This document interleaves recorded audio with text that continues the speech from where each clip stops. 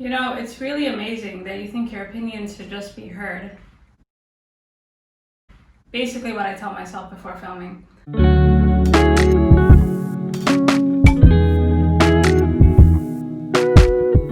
Hello everyone and welcome back to my channel, Always Watching. I just finished watching the newest episode of I May Destroy You and it's Halloween. So if you recall from the last episode, Bella went into the water and fear not, she has not drowned. And now she's re-emerged, stronger than ever. So now Bella is taking on the persona of the social justice warrior. So the episode starts off and Arabella is alone in her room. And right off the bat, we start off with these kind of flashbacks, but this time, instead of that one violent flashback, you see that Arabella is having flashbacks of different white guys. And we're assuming these white guys are people that she's either come across or we're not really sure. And then just as she's having these flashbacks, her roommate tells her hi, her roommate Ben. And it didn't really make sense to me until she started going through her phone. And during her phone, she's looking at tweets of people basically saying thank you so much, or here's somebody that has abused me too, and people are putting up addresses and personal information. And I think the flashback in the beginning was that's how she kind of imagines all these abusers to be, the same as hers. And now she has this kind of uniform way of looking at it. And as she's kind of going through her phone, the term doxing comes up. And doxing, for those of you not in the know, is basically when you find out somebody's true identity. So you go on social media and you put up people basically go on a witch hunt and they look for their address, their place of work, their family members, just anything to attack this person. And personally, I don't condone doxing because it's not really to raise awareness, it's literally to have this person either kill themselves or just incite harm upon someone. And doxing is essentially the dark side of the Me Too movement. And Arabella's new sort of persona is this social justice warrior, but she's going to the dark side. She's basically everything negative she kind of embodies all the negatives of the social justice warriors, and doxing is probably the worst. It's in the far end of probably the worst thing you can do to somebody. And while she's sitting in her room, you see a floating demon. Not because it's Halloween, because again, she hasn't really dealt with the problem, and her demons are getting bigger and bigger, and she can stuff them under her bed all she wants, but it's not gonna go away. And this demon comes in the form of a very judgmental voice, and this voice in the back of her head kind of gets louder and louder as the episode goes on. So we cut away to Terry and Arabella at the doctor's office, and Arabella has become that person. You see that the doctor is trying to talk to her, and she's just on her phone, snapping everything, self-care, self-love, and she again is occupying that space of the social justice warrior, but to the worst. And Terry's kind of enabling her behavior, even though she kind of knows there's something up. At this point, we've seen her kind of jumping from space to space, and she's kind of been a tourist, but she's not serious, everything's temporary. She's just kind of visiting. She's like, okay, I'll go to the paintings or to the support groups, but I'm not really these people. But after that incident with Biagio, she needs to start over. So now she's just gone to the polar opposite of where she was before. And not only is she embracing her victimhood, she's also literally embracing other people's victimhood. So she's on Twitter, she's on all these Instagram, and she's just calling people out, doxing people left and right. The thing with occupying this space is that everybody becomes a target, including your friends. So her first target right off the bat is her own doctor. So she's in the doctor's office and we find out that her anxiety and all her panic attacks or whatever's been going on with her is a result of, in her words, waging Twitter and Instagram wars with life destroyers. And Arabella is just looking for a fight. This whole episode, she's just looking for someone to kick. She's just looking for a fight. And the doctor says something like people with Afro-Caribbean backgrounds, and she kind of cuts him short and she's like, well, you shouldn't be generalizing. And what she was saying was true in essence. A lot of these doctors don't know how to treat people from minority backgrounds because their training just doesn't really, their training is not neutral. So contrary to popular opinions, doctors aren't really trained in, it's not a one size fits all. And that's kind of what this is kind of touching on. But anyways, all this to say, she kind of attacks him, and it wouldn't have been a problem if she didn't leave the doctor's office immediately afterwards and basically starts, for lack of a better word, what it looked like was doxing him online, saying this doctor said this and that, and we should, how dare he. And granted, the doctor was a little ignorant, but he didn't really deserve that type of treatment. in addition to embodying everything wrong with like social justice warriors, she's also embodying everything wrong with like self-care and self-love. And I think these terms have become such a punchline. And I do respect Arabella's ability to kind of take time for herself and go to the doctors and get her mind right. But when you're Snapchatting your brain scan and you're literally not paying attention to anything, like this is not self-care. This is a distraction. And again, it's meant to be as cringeworthy as possible.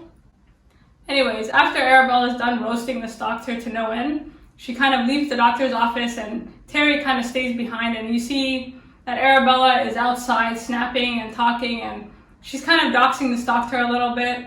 Not to the extreme, but she's letting the public be known that this is a problem and the healthcare system needs to change. But that's not really what she's doing. She's more just drawing more attention to herself, and again, she's now the voice of reason.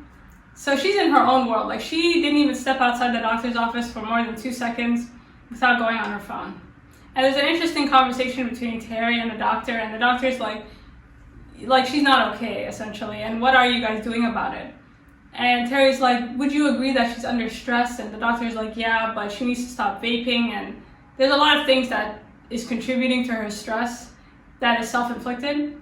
And Terry, like, I understand that Terry's trying to be a good person, but she's really enabling Arabella here to a point where it's doing more harm than good, and this is what the doctor was essentially trying to point out. Anyways, that completely fails and they move on. So unlike previous episodes, Terry, Arabella, and Kwame spend time together. So we're not looking at each of them individually, like they are together in this episode, and they leave the doctor's office and Kwame's waiting outside. And Kwame, again, he's not really coping well, and now you guys correct me if I'm wrong, but I think he's going through some sort of like sex addiction, because you see him on his phone and he's looking at some type of pornography or something like this. And I think he's back on Grindr, and I think he's back to these kind of like one-night stands. Anyway, so while Kwame's kind of on his phone, they all decide to go Halloween shopping for costumes and things like this. I didn't realize Arabella was this famous because she literally gets stopped in the street. So this young man gets out of a store and he literally stops her saying, "Oh my God, I'd like to thank you for all you do, all your speaking out." And Arabella's like, "Oh my God, thank you." And this young man is basically telling a story of how he was abused by a white man, and how there isn't a lot of resources for male victims, but that doesn't stop him from telling his story, and he couldn't get justice. Like, he's really kind of owning his victimhood. And Arabella is like, yeah, you should speak the truth. Like, it's so ridiculous that you were ignored like that. And they're having this kind of compassionate conversation, and here you see that Arabella's fame directly contradicts with Kwame's pain. And Kwame, unfortunately, did not have the same reaction. So this young man that Arabella is talking to, he was rejected by the police also. But that didn't really stop him. Like, he managed to fight, and he still speaks about his pain, and he's more open about it. Whereas Kwame just shut down, right? He tried to be this young man. He tried to talk about it, but he got shut down. And in kind of getting shut down by the police, that just destroyed him completely. So Kwame doesn't talk about it anymore. He doesn't want anyone to know about it. He's on Grindr doing all kinds of things. And so you're looking at Kwame as Arabella's having this conversation, and this young man doesn't know that Kwame is also a victim. And a lot of that, it's just in stark contrast. Like, Kwame is not speaking about it, and he's rolling his eyes, and he has like an attitude, and he kind of is like, this is bullshit. And his attitude is so misogynistic. Like, he's kind of taken on this persona that really isn't him. Because Kwame is a very vulnerable young man, so for him to bottle it up inside is really just so against his personality. And I think a lot of it was envy. Like, he wishes he could just tell his story and be open, but he really can't. So now he's taken on this persona of like this tough guy, and he's really not this tough guy. And there's an interesting conversation between Terry and Kwame. And Kwame is basically like, how much longer are we going to enable this shit for? Like, how much longer do we have to sit here and watch this woman? And Terry's like, listen, even if she's chatting shit, we just have to, it is what it is. And it seems that Terry knows that what Arabella is doing is escapism, but her version of being a good friend is letting Arabella go through this phase. Like, at this point, Arabella has gone through so many phases. It's just something they have to endure together. And Kwame is just like, I would love to endure, but I'm going through my own thing. And yeah, like I enjoyed that scene because Kwame is just he's really in pain and he has to fight a lot harder. So finally, Arabella finishes her long conversation. They get into their costumes and they go to this wine and paint night. So this wine and paint night is just another one of Terry's activities. So all these activities that they go to, short of the support group, Terry has organized. And this is just another event that Terry has found for them to all hang out, especially with the knowledge that Kwame is also a victim. I think Terry's taking on she's taking on more of a role in terms of coordinating events and figuring out what to do. And again, we get to this event, they're in their costumes, and I have to say, their costumes were bomb. Like, this is not, I don't know what they were supposed to be, but they were good looking. Like, they had the lingerie inspired lace, and I was inspired, so I was like, okay, let me try looking cute today. Anyway, that's all I have to say. Their costumes were pretty dope. So they get to the wine and paint night, and Kwame and Terry are painting, but Arabella, again, she's on her phone. She's raising awareness. She wants people to know about this awesome event. She can't vape, so she tries smoking or vaping indoors, but she's not allowed. And again, like, getting her off her phone is just an impossibility. Like, she just cannot be still. And if she was doing okay, she could be still, but she needs a distraction. She literally can't do anything without focusing on something else. While they're all like chatting and socializing, Kwame brings up his one night stand from the last episode. And the way he kind of edits the story is really interesting. So the way Kwame retells his one night stand with a female is almost as if he was in control and that his feelings weren't hurt. Because if we remember from the last episode, he was literally kicked out after telling this young woman that he was a gay man. And the way that Kwame retells the story is this young woman was basically saying some very negative things towards the gay community. And of course, this triggers Arabella. And Arabella's like, some people think they can talk shit and all these things. And as Kwame is telling the story, he kind of exposes himself. But the way he kind of, again, he takes on this very misogynistic kind of F-boy attitude, like, yeah, you know, I hit it and then she said some stuff I didn't like, so I had to quit her. You know, a guy has to have standards. Like, he was really taking on this tough guy persona, and it was just when you compare how he was to how he says he was, it's just night and day. Anyways, as he's telling the story, he basically exposes himself, and Arabella is pissed off. So Arabella's like, okay, so you slept with her, she opened up to you, and you basically, like, you did what? You took advantage of her? Like, what did you do? And Kwame's like, well, she had it coming, like, she shouldn't have said what she said. And Arabella is really defensive. She's like, well, you basically slept with this woman under false pretenses, and now you're mad that she offended you. And she kind of makes the point of saying, well, why weren't you offended when she was rapping Ninja, but you were offended when she was calling, like, make it make sense. Like, what's your logic here? The way she's just occupying the space of someone who can do no wrong is really in such stark contrast to the person we saw in the last episode. Like, really, girl? But she's really going in, and she's like, how dare you? I can't believe I'm friends with a predator. Making him seem like he's almost just, I don't know, Jeffrey Dahmer or some shit. And Terry turns the tables around on her and says, okay, well, maybe we should put the spotlight back on you, and calls her out for locking Kwame in a bedroom during her birthday party. And Arabella's kind of shook, and she's like, well, what do you mean? And she kind of tells Terry off, which I think would have been much needed a few episodes ago, but whatever. And she goes up to Kwame, and her exact words are, Kwame, if there's something I'm unaware of, you need to tell me.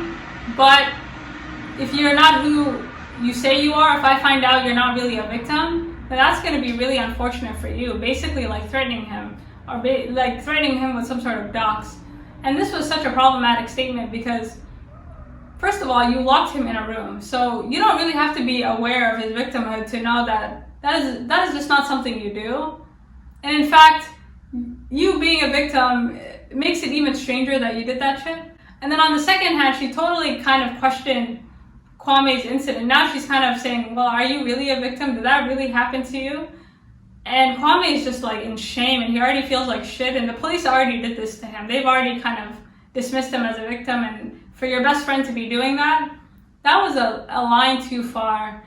And this conversation she has with Kwame, you see the state of mind she's in, which is she's not coming from a rational place. Kwame's looking down and he doesn't really want to fight with her too much, but Arabella just took it to a new low. Like she's had the door slammed in on her. She's been victimized twice already. So now she's the one slamming doors and victimizing others, and she takes on such a judgmental tone. She has a voice in her head, and she's like, this is how people should be, and if they're not like this, then it's my job to call them out. Even though she's not really this saint that she kind of portrays herself to be. Anyways, she leaves Kwame and Terry and she just goes off. She has the final word, which is what she wants, and she leaves the room. And this is the beginning of her breakdown. So she leaves, and her costume is really appropriate because she's now the monster. And she's going through the streets of London looking for a battery for her vapor. And you see that she's nicer to strangers than she is to her own friends. And she's trying to be all cute, and she's telling people to take pictures of her. And she just needs a distraction, right? She needs human interaction. She literally can't put her phone away for 5 seconds and just be alone. Like, had she just walked home by herself, fine. But she literally cannot do anything without something being on. So she's asking these random strangers to take pictures of her, and they do, and that's not enough. And she kind of decides to walk home, and she turns on her Instagram live, and she just starts going off, right? She's like, hi people, and she starts spewing random facts. Like, did you know that smartphones are the width of a smartphone? And just going in on random things. And she's going on this like men are trash speech, and it's so random, and her points are not really, don't really make any sense, and they're not in any type of order. And and you see the comments section, and people are like, yeah, you're my shiro, and some people are trolling her like, you're a piece of shit, like you need to get help, or like show me your boobs. And this is just, again, this is the dark side of social media justicing, and a lot of people who are supporting her blindly. Like, if you just say what people want to hear, they will support you. Like, nothing she's saying is making sense. Like, it's not in any order. She's just kind of roasting people, and it gets worse and worse because she literally says, well, who would you dox if you could? And she adds, if anyone has Zane's address, let me know, because I would be more than happy to incite violence on this young man. So again, she's just, it's kind of escalated from, we need to raise awareness and we need to get the police involved, to, you know what, let's just go with mob mentality and kill these people ourselves. And the comment section, again, I feel like the people who support sometimes are just as bad as the people who are trolling. Because if you support someone, you should really look at what they're doing, and you should like use your observational skills. Like, just because somebody says a few keywords doesn't mean you should, like everything and be like, and it gets to a point where like the people in the comment section start arguing with each other. And then the whole thing just defeats its own purpose.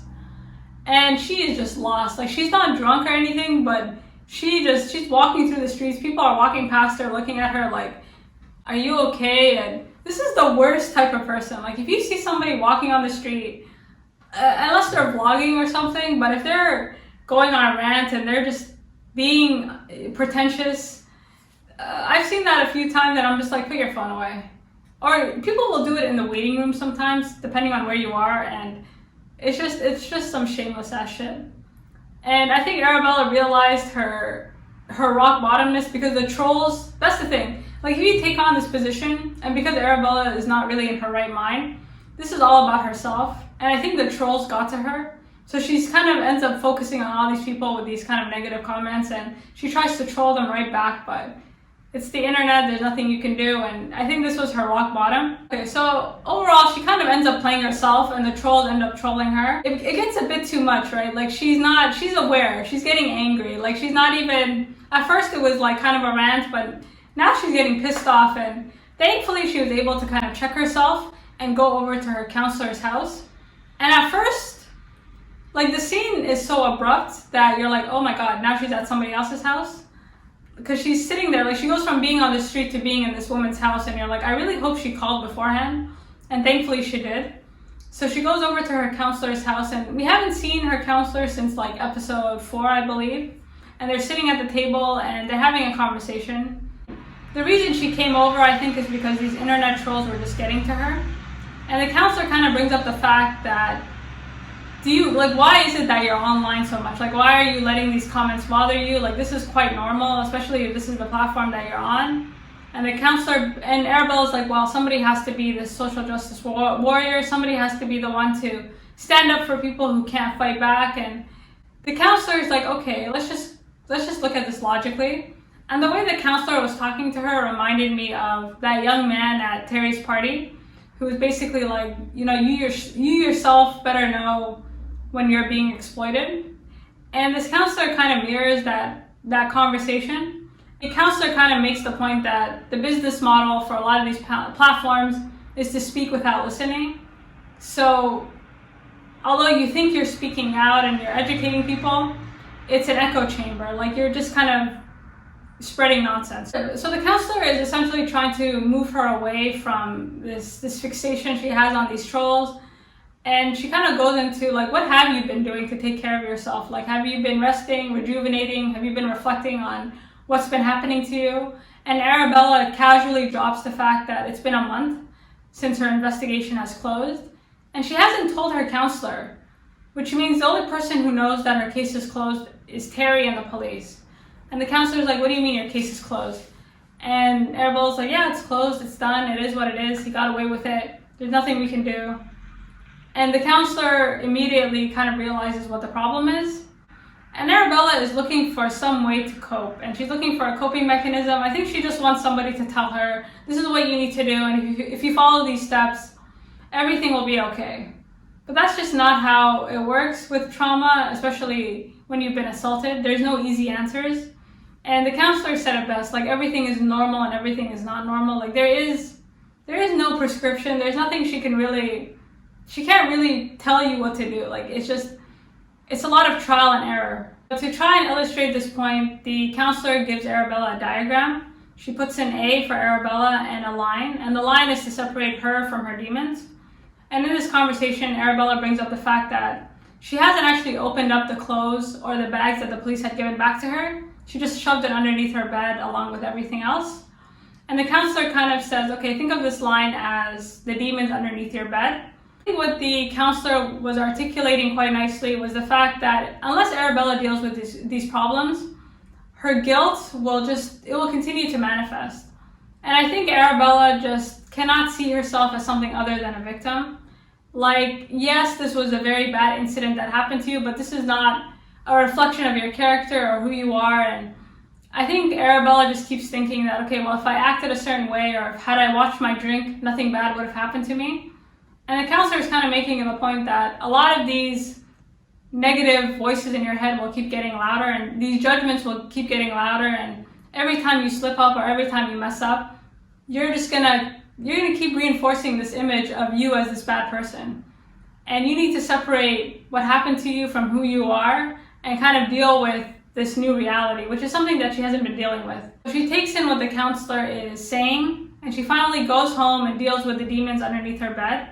And you see that Ben is there kind of supporting her. They take everything out, and she has a lot of shit underneath her bed. And one of the things she takes out is a sonogram or something like this. And I guess she had an abortion, like this was 10 weeks in. And she's telling Ben that she doesn't even remember having this abortion. Like, she just had the abortion and she just shoved the remnants underneath her bed, just like the trash bags from her assault. Like, everything just goes underneath the bed. And she's kind of looking at it like, is this really mine? Like, did I do something wrong? And like, am I really this bad of a person? And Ben is like, okay, well, you did what you had to do. And again, it took me by surprise. I was like, is this from the assault? Like, whose baby is this? Is this Biagio's? And the way she rationalizes this abortion, again, she thinks of herself as a bad person. She can't separate her actions from who she is as a person. And it's like, okay, great, another bad thing that I did, or something else terrible that I have to deal with. And I feel like this is true for a lot of victims, where if something bad happens to you, you just assume that you either had it coming, or that bad thing is just a reflection of who you are. And this abortion is just really the last thing she needed to remember. But the fact that she was looking at it and she really just couldn't recall shows you how she deals with problems. Like, Bella does not really deal with her problems. She just shoves it underneath her bed and she forgets about it. And the more monsters she drags out into the light, the louder the voices in her head get. And if you remember from the beginning, of the episode, like there was a literal demon hanging over her, and now that demon is sitting in a chair, and that demon is wearing the same outfit that she was wearing at Terry's birthday party. And this demon is looking at her, and I think we all have demons that sit in the corners of our room and tell us what horrible people we are and how much better we could be doing. And she's literally looking at her demon in the light and with this abortion, and she's like, again, you have that voice of judgment telling you like, oh, really? You're such a bad person. And this voice is telling her the same thing she told Kwame, like, if you're not who you say you are, if you're not really a victim, if you're somebody who deserved this, then, this is not really a good look. And the things, this demon is essentially just a voice inside her head, just telling her that, you know what, you're not that good of a person, and if you keep pretending to be, I'm going to expose your ass. And she has to do so much to silence that voice, and she's still fighting with it. While she's basically talking to herself, Terry and Kwame come in, and by the end of the episode, they've all kind of reconciled. And I think she literally confronts her demons. She realizes the hypocrisy of all her statements. And Arabella apologizes to Kwame and Terry, saying, okay, I'm sorry, that was a bit much. And I think the reason she's apologizing is she's realizing that the standards that she set for herself are all the things that's keeping her down, right? Like, she's telling Kwame, well, yes, what you did was wrong, but maybe you deserved it. Maybe your actions show that. And she's kind of been so judgmental, and her judgment is coming from such a higher place, and it's coming from a space that no one really occupies. Like, there is no perfect person. Like, you're not going to do everything right. And even if you do everything right, you can still be attacked. Like, bad things can still happen to you, and you can still do bad things. And she's kind of realizing we had a breakthrough. So she apologizes to Kwame, and Kwame kind of shows her, like, hey, I'm going on Grindr again. And he's nowhere, he's still trying to find his breaking point. Like, he hasn't hit rock bottom yet. But I think in apologizing to him, that did give Kwame some sort of like, okay, so I'm not a bad person. And yeah, so Kwame goes off, and Arabella continues to literally clean out her closet. They take everything out from the night before, and you see the t-shirt that she wore, you see Simon's jacket that he gave her that first night, and they're staring at these items as if they're gonna come to life. And it's funny that she's in that costume because she kind of is conquering her demons now, and she's looking at all these items, and even if she trashes them, at least she was able to look him in the eye and say, okay, you don't have as much power. Like, these items only have as much power as you give to them. And just when you think you're making a breakthrough, or just when you think, you're like, okay, Arabella's on the right path. She deleted the social media apps, so she's no longer doing this shit no more. Once all this is kind of organized and set aside, Bella says, do you want to go for a walk? And they go for this very long walk, and their final destination is the ego death bar. So ego death is a term used in psychiatry to describe the loss of the subjective self. And here she returns to the scene of the crime. This is where she lost her sense of self. So she sits outside, she takes out her vape, and she's looking around, and she's no longer the person being observed. She's the person doing the observing. And now she's at a fork in the road. She can either learn to control this monster and find a way to live with it, or she can destroy herself in trying to destroy it. And up until this point, we've seen her occupy different spaces, whether it be a happy animal, whether it be this sort of support group with Theo, whether it be as a social justice warrior, but there are no more distractions. Like, she's exhausted every possible avenue, and this is it. We've come full circle. And this could either be a good thing or a bad thing. Like, either she's had her breakthrough and she can kind of start the healing process, or this will be the beginning of a very bad breakdown. So yeah, with that being said, let me know what your thoughts are. There's a lot of different ways you could have come at this, and I look forward to hearing all of them. Thanks for stopping by, and peace in the Middle East. Let her know, I gotta let her know that she my white horse, she my medical. She like my baby mama, know how to take care of me. Give my baby problems, you gon' regret.